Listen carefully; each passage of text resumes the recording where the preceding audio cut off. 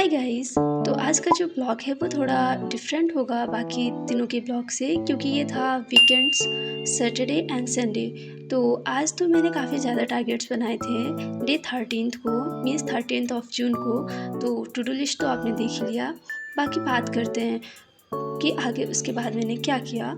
तो सबसे पहले तो मैंने जितने भी मेरे प्रैक्टिस वाले काम थे, रिवीजन वाले काम थे, वो सब डन कर लिए 3 घंटे में। लाइक पीडीएफ सॉल्व करनी थी, मीन्स कि मुझे रीजनिंग की, वो सॉल्व कर लिया। रीजनिंग की प्री की पीडीएफ करनी थी, वो कर लिया। मुझे इंग्लिश में पीडीएफ सॉल्व करनी थी, मतलब इंग्लिश का जो चेक लिस्ट होता है बेसिकली वो कर लिया। एंड क्वांट में मैंने लेक्चर रखा था, आज मैंने कोई पीडीएफ वगैरह नहीं रखी थी। तो फिर उसके बाद ये जो चेक लिस्ट है ये मेंस का था। तो बेसिकली ये गाइडली पर था और इसमें 25 डेज़ का ऐसा टारगेट होता है, डेली एक एक पीडीएफ सॉल्व करनी होती है। तो मैंने 25 डे में ये कंप्लीट कर लिया, बीच बीच में ब्रेक ले लेकर। तो रीजनिंग का ऐसा ही रहता है, कभी पीडीएफ कर लिया, कभी मॉक लगा लिया एंड कभी मैंने क्लास कर लिया। जिस तरह मुझे जो सूटेबल लगता है वो मैं कर लेती हूँ। एंड फिर बात कर लेते हैं क्वांट की। तो क्वांट का मैंने लेक्चर किया था और क्वांट का जो लेक्चर है वो मैंने वाईटी पर एक क्लास ली थी सर ने, हर्षल अग्रवाल सर ने, जो कि मेरे रेगुलर फॉलोवर हैं। उनको पता होगा कि मैं हर्षल अग्रवाल सर से क्वांट पढ़ती हूँ। तो मैंने वो क्लास की मेंस की एंड बट उससे पहले मैंने ये ऑलिव बोर्ड का लाइव मॉक दिया था और ये IBPS PO का था। भाई साहब, इसमें जो मेरे स्कोर हैं वो काफ़ी कम क्या काफ़ी ज़्यादा ही ख़राब हैं। अगर इसके लेवल की बात करें तो इतना भी टफ़ नहीं था, ये इजी टू मॉडरेट कह सकते हैं। लेकिन सिली मिस्टेक मेरे से रीजनिंग में हुई थी और रीजनिंग में मैं काफ़ी ज़्यादा अटक रही हूँ। रीजनिंग मेरा स्ट्रॉन्ग पॉइंट था बट अभी मेरा वीक पॉइंट बनता जा रहा है। जैसे जैसे एग्ज़ाम पास आते हैं वैसे रीजनिंग में पता नहीं मुझे क्या हो जाता है। तो अभी प्रैक्टिस रिग्रेस करनी पड़ेगी रीजनिंग की, प्री की भी और मेंस की भी। तो देखती हैं क्या करना है। बाकी मैं कर तो रही हूँ प्रैक्टिस, बस मॉक में थोड़ा अटक जाती हूँ। तो अभी अपना स्कोर शेयर करना कमेंट सेक्शन में। एंड ये जो मॉक है इसको देने के बाद मैंने ब्रेक लिया था थोड़ा, फिर उसके बाद मैंने यहाँ पर करंट अफेयर की क्लास की थी। और आज मुझे 2 दिन का करंट अफेयर का क्लास करना था, एक 12 ऑफ जून का, एक 13 ऑफ जून का। क्योंकि मैंने 12 तारीख को उतनी कुछ पढ़ाई की नहीं थी, मतलब की तो थी बट कुछ टारगेट मेरे रह गए थे। तो मैंने दोनों दिन का पहले तो करंट अफेयर कंप्लीट कर लिया एंड देन फिर उसके बाद क्वांट का लेक्चर किया था। क्वांट का लेक्चर करने के बाद इंग्लिश का लेक्चर किया था ग्रामर ग्रंथ से, उसको मैंने रिकॉर्ड नहीं किया था। एक्चुअली किसी ने पूछा था कि मैंने कोई पेड कोर्स लिया है, तो ऐसा है कि मैंने कोई पेड कोर्स इस बार नहीं लिया। लास्ट ईयर लिया था जब मैं कॉलेज के साथ प्रिपेयर कर रही थी। तो इस बार मैंने कोई पेड कोर्स नहीं लिया क्योंकि मेरे कॉन्सेप्ट उतने क्लियर हैं, बट कभी कभी कुछ रिवीजन की ज़रूरत पड़ती है। तो आई थिंक वो यूट्यूब से हो जाएगा और साथ ही साथ टीजी पर काफ़ी सारे ऐसे क्लासेस मिल जाते हैं, तो वहाँ से हो जाता है मेरा काम। तो इसलिए मैंने लेना ज़रूरी नहीं समझा। बाकी क्वांट का लर्निंग नीति से करती हूँ मैं, तो वो भी मुझे कहीं से मिल जाता है तो वो कर लेती हूँ मैं। और साथ ही साथ वाईटी पर जितने भी मैराथन सर लेते हैं वो सारे मैं कंप्लीट करती हूँ। ये जो क्लास थी ये 2.5 घंटे की थी, बट 1.5 आवर की क्लास ही की थी और पूरी क्लास नहीं की थी क्योंकि काफ़ी ज़्यादा ही ट्रिकी क्वेश्चंस थे, तो समझ नहीं आ रहा था और सब ऊपर से जा रहा था। तो मैंने सोचा आधा क्लास आज कर लेती हूँ, आधा जब भी मुझे टाइम मिलेगा तब कर लूँगी। तो ऐसे में आधा ही क्लास मेरा हो पाया, बाकी मैंने आधा अभी तक नहीं किया।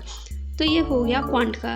फिर उस दिन तो बस इतना ही हुआ था। इंग्लिश का लेक्चर लिया था और एडिटोरियल जो है उसमें ना एडिटोरियल मैम ने लिया नहीं था, तो मैंने एडिटोरियल पीडीएफ से पढ़ लिया था और काफ़ी अच्छे से समझ भी आ गया था। वैसे तो मैं मैम की क्लास से ही पढ़ती हूँ, निमिषा मैम के, बट पीडीएफ से मैंने सोचा ट्राई करते हैं एक बार। तो मुझे समझ तो आ गया था और क्वेश्चन जो होते हैं ना उससे पता लगा कि मुझे कितना समझ आया। जब मेरे वो क्वेश्चन सही हुए हैं, मैंने पहले खुद ट्राई किया कि देखते कितना बनता है मेरे से, तो फिर उसका आंसर देखा तो मेरे काफ़ी सारे क्वेश्चंस, मतलब काफ़ी क्या पूरे ही क्वेश्चन सही थे। तो ऐसा था, लेकिन फिर भी क्लासेस में प्रेफर ज़्यादा करती हूँ। एंड अगर आपको भी इंग्लिश में प्रॉब्लम होती है मेरी तरह तो आप बताइएगा कि मैं क्या कर सकती हूँ, बाकी मैं बताती हूँ अगर आपको क्या करना है। तो ऐसा है कि सेक्शनल मॉक देना है और जो मैं कर रही हूँ साथ ही साथ मेंस की जो चेकलिस्ट होती है गाइडली की वो सॉल्व कर रही हूँ मैं। और बाकी एडिटोरियल की लेक्चर और जो मेंस की क्लासेस होते हैं वो तो डेली ही करना होता है। बस ऐसा है कि पीडीएफ और क्लासेस थोड़ा अल्टरनेट डेज पे लेकर चलती हूँ क्योंकि एक दिन में सब कुछ कर पाना इम्पॉसिबल सा होगा। And one more thing, vocab के लिए भी मैं वोकैब रिवाइज़ करती हूँ एडिटोरियल से ही, तो ऐसा हो जाता है वोकैब का पार्ट। तो मैंने इंग्लिश के तो सारे डाउट क्लियर कर दिए, जिनको भी इंग्लिश में प्रॉब्लम थी मैंने सब कुछ बता दिया कि मैं क्या फ़ॉलो कर रही हूँ इंग्लिश के लिए। बाकी क्वांट और रीजनिंग का तो ऐसे ही चल रहा है, आपको बताइए। ऑलरेडी बता दिया मैंने वो भी। तो ये था 13th ऑफ जून का, इतने पर ही मेरा वो दिन समाप्त हो गया। बारी आती है 14th ऑफ जून की। तो उस दिन क्या था, उस दिन मैंने केवल रिवीजन का रखा था क्योंकि सैटरडे था और काफ़ी लाइट ही पढ़ाई रखती हूँ मैं उस दिन। तो मैंने उस दिन वीकली सीए रिवाइज़ किया जून के फर्स्ट वीक का, और वो करने में मेरे को ना 1.5 से 2 घंटे लग गए थे, क्योंकि मैं लिख कर रही थी। इस बार मैंने थोड़ा चेंज किया है।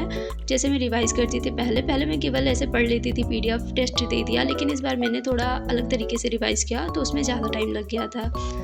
जैसे कि फ़्लो चार्ट बना कर, तो उसमें ज़्यादा टाइम लग गया और फिर उससे शायद चीज़ें और अच्छे से याद हो। मुझे ऐसा लगा कि एक बार ट्राई करते हैं, तो मैंने वो ट्राई किया। बाकी फिर मुझे करना था मई के लास्ट वीक का रिवीजन, बट वो मेरे से नहीं हो पाया क्योंकि यही करने में मेरी तो हालत ख़राब हो गई थी। एंड फिर आईबीपीएस पीओ का मॉक दिया था, गाइडली पर लाइव था, तो इसमें जो मेरे स्कोर हैं वो 61.53 हैं आउट ऑफ 100, एंड जो परसेंटाइल थी वो 90.52% थी। और इसमें जो सेक्शनल स्कोर थे मेरे वो आगे दिख जाएंगे।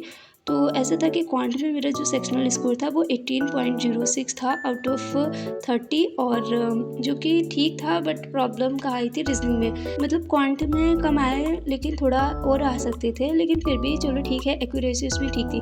लेकिन रीजनिंग में भाई साहब, रीजनिंग में इनकरेक्ट भी 2 लगा दिया और मैंने अटैम्प्ट भी काफ़ी कम किए, क्योंकि रीजनिंग में मैं कोई भी पजल उठा रही थी, इतना मैं अटकी उस पजल में।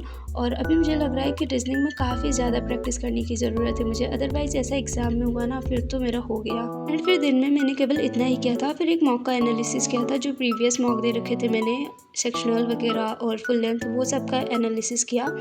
एंड दिन रात में मैंने सोने से पहले ये वाला मॉक दिया था, टेक्स्ट बुक पर था, एसबीआई पीओ मेंस का फर्स्ट वाला मॉक सेक्शनल क्वांट का। तो अगर आपने दिया हो तो आप भी अपना स्कोर शेयर करना। और बाकी इसमें जो मेरे स्कोर हैं वो 23 आए हैं आउट ऑफ 60, परसेंटाइल जो है वो 97 परसेंटाइल है।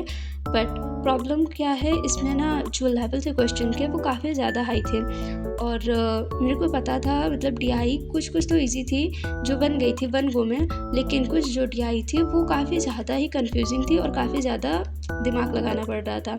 बाकी 1-2 क्वेश्चन जो मेरे गलत पे है ना, एक में तो मैंने सिली मिस्टेक की है, मतलब वो तो कोई भी कर लेता, वो प्री लेवल वाला क्वेश्चन था, बस हाँ थोड़ा लंबा था, लेकिन उसमें मैंने सिली मिस्टेक की। बाकी के जो क्वेश्चन थे, जब मैं एनालिसिस कर रही थी इसका ना, अभी तो किया नहीं, बस देखा ही था, अभी जब करूँगी तो पता लगेगा। वैसे तो क्वेश्चन काफ़ी ज़्यादा लेंथी दिख रहे थे और काफ़ी ज़्यादा कंफ्यूजिंग थे जब मैं दे रही थी, और बाद में जब थोड़े बहुत चेक किए तो पता लगा। एंड पता है, ये इसके बाद मैंने कुछ भी नहीं किया। जब मैंने देखा कि इतना टफ था, फिर मैंने सोचा अब सोने चलते हैं, और इतना करते करते मैंने काफ़ी ज़्यादा ब्रेक भी लिया। संडे को काफ़ी लाइट ही रहता है, रिवीजन, मॉक टेस्ट, उनका एनालिसिस, बस यही होता है मेरा बेसिकली। और अपना बताइएगा कि आपकी स्टडी कैसी चल रही है। बाकी मिलते हैं नेक्स्ट ब्लॉग में, एंड प्लीज़ डू सब्सक्राइब।